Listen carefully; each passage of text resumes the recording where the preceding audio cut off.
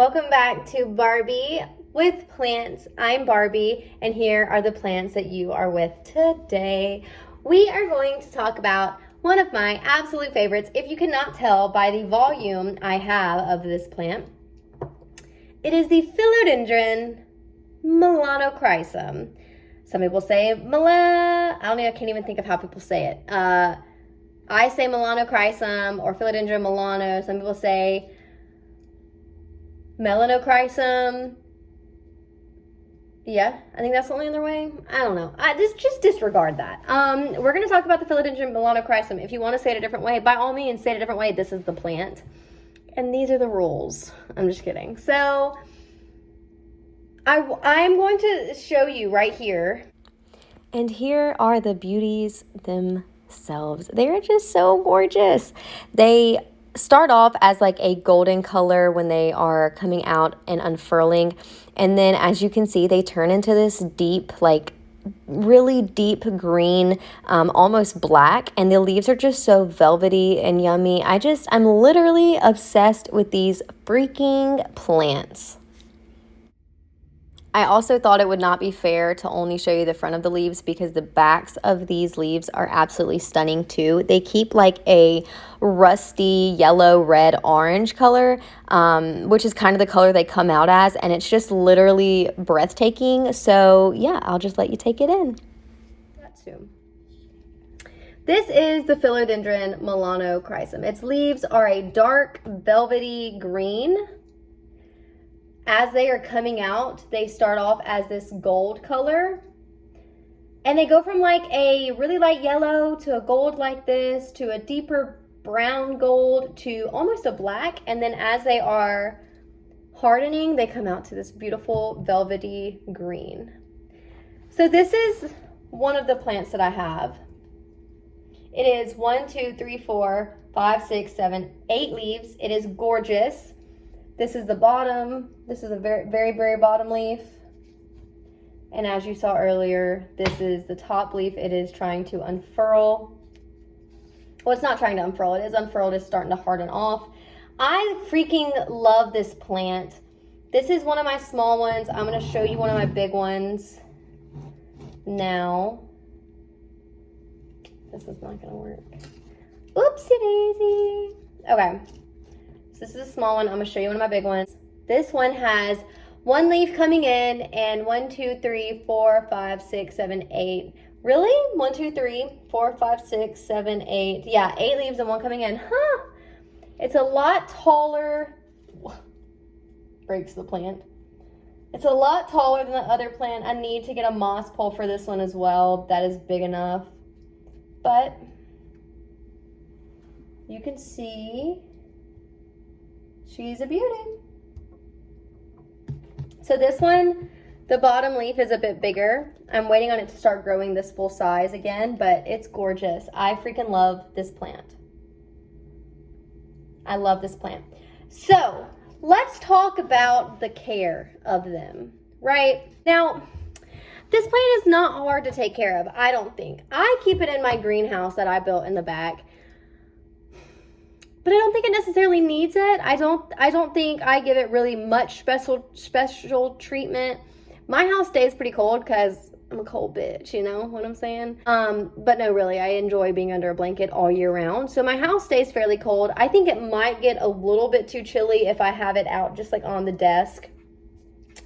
But I will say, I know a lot of people who keep these plants, the Philodendron Melanochrysum, in very regular home conditions, and they grow just fine. I actually saw one get sold this morning for a little under $200 with, I think it had 4 leaves maybe. I don't remember. I'm not sure. And it was gorgeous. And she was like, yeah, I just keep it on my desk under a grow light. No big deal.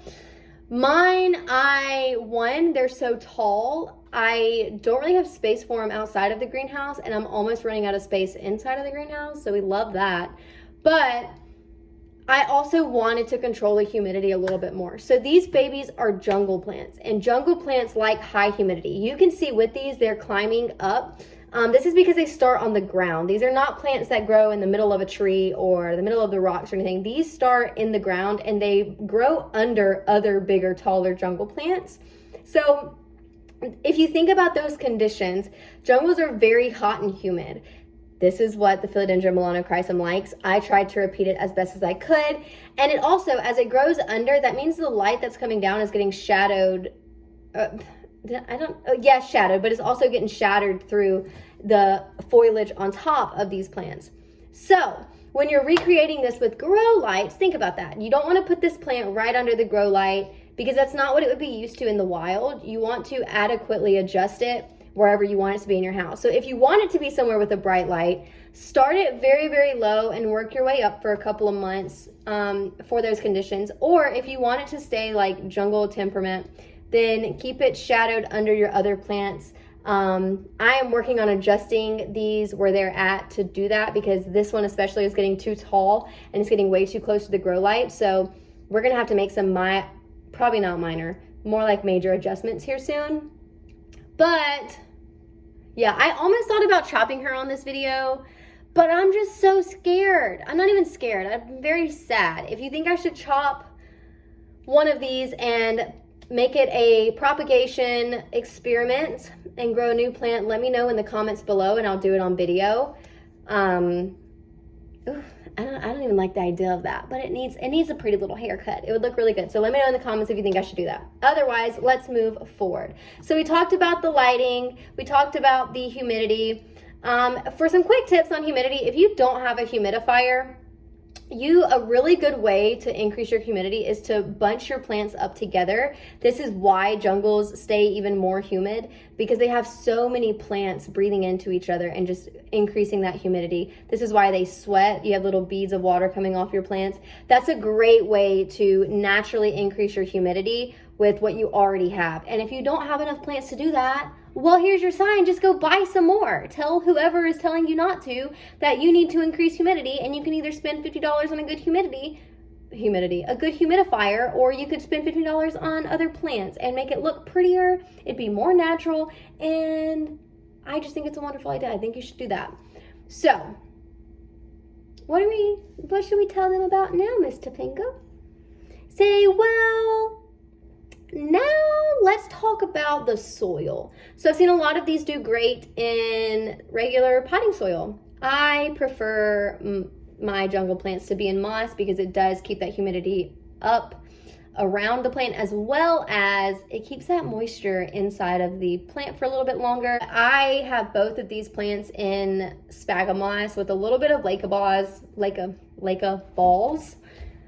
Nothing too special. It's literally just sphagnum moss with like maybe 6 or 7 leca balls in it. And the leca balls aren't necessary. You don't need them. When it comes to feeding, I typically feed these plants in the spring and summer. I feed them about once every 2 weeks, maybe. Starting in the fall and winter, I won't feed them at all until spring. They'll obviously get water, but when I say feeding, they won't get nutrients. So their typical growing seasons are not winter and fall, or fall and winter, so it doesn't need to be fed because it's not focused on growing right then anyways. That does not look good. I'll show you in just a second. La da dee da da, la da dee da da. Propagating. When we do propagate, again, if you want me to do it on video, I will. Just let me know. When we propagate the Philodendron Melanochrysum, I propagate it in water. So you cut it below the node and then you stick the node in water. I put it on a heat mat and it stays under the humidifier, 2 shelves down from grow lights, and eventually you have roots, which leads me to my next entrance. The Philodendron Melanochrysum has a sister or brother, a relative called the Philodendron splendid, and it is a mix of the Philodendron Melanochrysum and the Philodendron verrucosum. And I wanted to show you this because it is such a beautiful leaf, and you'll definitely see the similarity, but I also propagated this cutting in water, so I want to show you the roots. First of all, here is, I don't know how to do this. Here is the leaf. This is the Philodendron splendid. Here's a new baby leaf it just put out. So beautiful. And here are the roots in just water. Just water. Water works, my friends. Water works. Just root with water. This is a beautiful little plant. These pictures or videos are not going to do any of these plants justice. I really need to get better at that. This is rooted in water. This is one that was propagated in soil. So I say that they can do fine in soil because they obviously can. This is still in soil. When I said a few minutes ago, it's because I just realized that this cutting is not even rooted. One of the roots is rooted. So we're gonna have to, we're gonna just shove it back down there and hope that it's well enough to keep going. But this is another Philodendron Splendid. This leaf is a little rocky. It had some damage when I first got it and started propagating it. But this is a leaf unfurling and it looks like it's gonna be beautiful. So, as you can tell, they look very, very similar. These have more of the heart-shaped leaves, and I think they're a little bit more green. Instead of dark, they're just a little bit more green. But I'm going to show you those in detail as well. And so here you have the Philodendron Splendid, and I just realized I filmed it upside down. I'm very sorry, but you still see it is absolutely gorgeous. Other than that, I think that is how you take care of the Philodendron Melanochrysum. That is how I've taken care of them. This plant only had one leaf and one leaf unfurling when I first got it, which was the beginning of this year. This plant,